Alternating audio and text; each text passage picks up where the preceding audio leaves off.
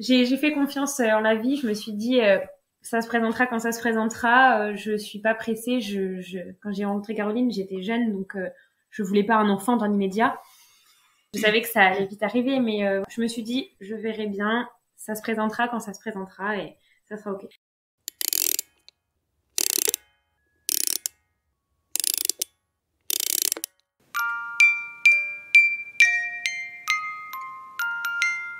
Avec le vote de la nouvelle loi bioéthique le 2 août 2021 et la publication au journal officiel de l'ouverture de la PMA à toutes les femmes, la France a rattrapé une partie de son retard.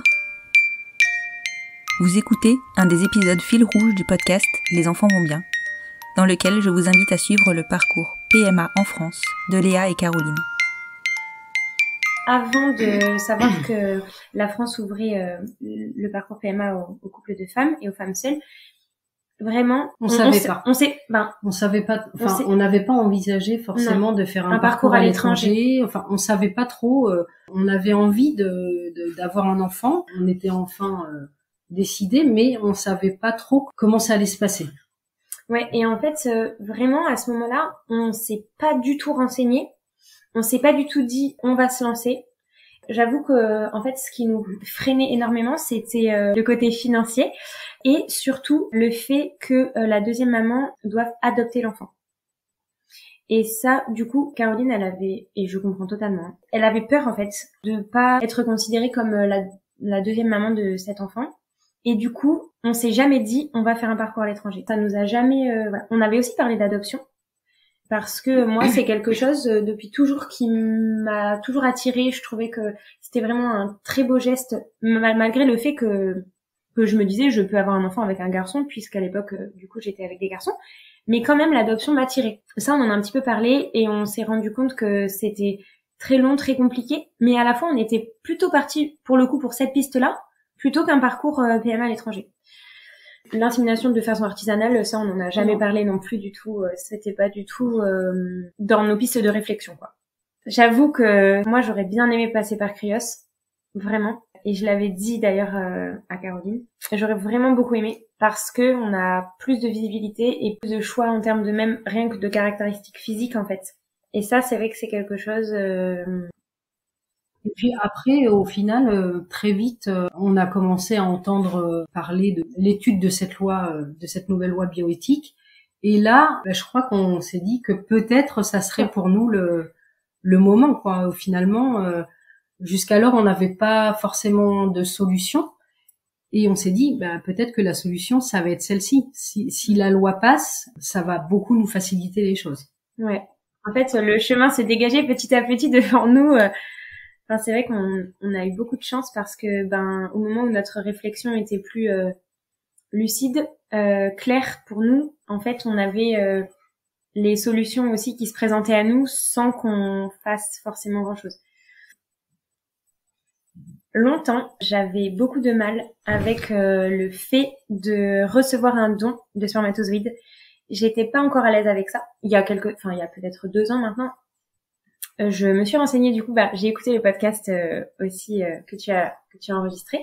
Et en fait, petit à petit, on a compris là où les motivations des donneurs, on a compris comment ça se passait, le cadre aussi médical, parce que il faut savoir que moi, je suis assez éloignée du médical et j'ai assez peur de certaines choses. C'est le fait que j'allais recevoir dans mon corps quelque chose de quelqu'un que je ne connaissais pas, quelque chose d'étranger à moi. Et en fait, c'est tout simplement que je ne m'étais jamais imaginé concevoir un enfant de cette façon-là.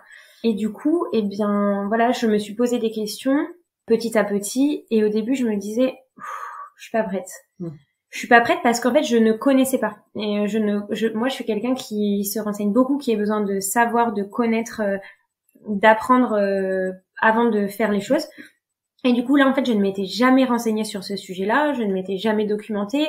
Je ne savais pas de quelle manière, en fait, c'était effectué. Enfin, voilà. Et comme j'étais dans l'ignorance, j'étais un peu dans le non. Je me disais, oula.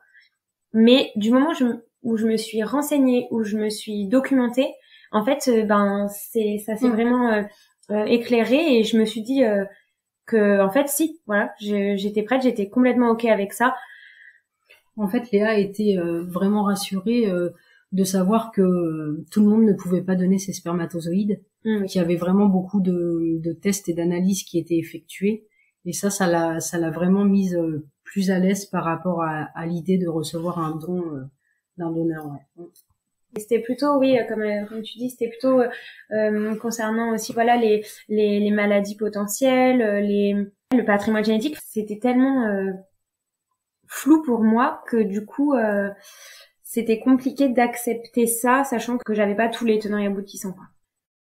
Ça m'a rassurée de voir comment les dons étaient effectués. Après, pour la question de l'anonymat, moi au début, j'étais pour un donneur anonyme parce que, en fait, je sais pas. Parce que je pense que j'avais peur pour Caro, en fait. Parce que du coup, comme c'est moi qui vais porter cet enfant, j'avais un peu peur de sa position, enfin, voilà. Et en fait, au fil du coup des réflexions, des discussions et des podcasts écoutés, je me suis dit, non, en fait, vraiment, pour cet enfant, c'est peut-être mieux qu'il ait, s'il le souhaite, accès à ses origines. Donc la nouvelle loi aussi a bien expliqué ça. Et du coup, c'est Caroline aussi qui m'a vraiment convaincue parce que elle souhaitait, elle va l'expliquer, mais elle souhaitait un donneur non anonyme. Oui, moi ça me paraissait important, alors de mon point de vue, que notre enfant, s'il le souhaite à sa majorité, puisse avoir accès à ses origines. Parce que je me disais que peut-être pour certains, ça pouvait être un peu déstabilisant de pas savoir en fait quelles étaient les motivations du donneur.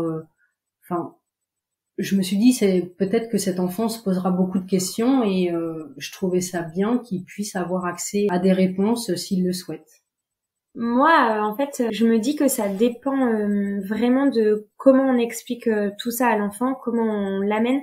Mais c'est vrai qu'on a souvent entendu parler de le donneur fera partie de son histoire, c'est une pièce du puzzle qui fait partie de son histoire, de sa construction, et c'est vrai que on s'est dit pour lui en fait c'est s'il en ressent le besoin, au moins il aura cette possibilité là, et on trouve du coup ça important à prendre en compte, quoi.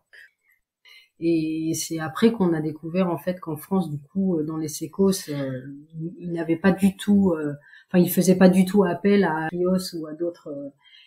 Du coup, on s'est dit bon, on verra comment ça se passe. Mais ouais.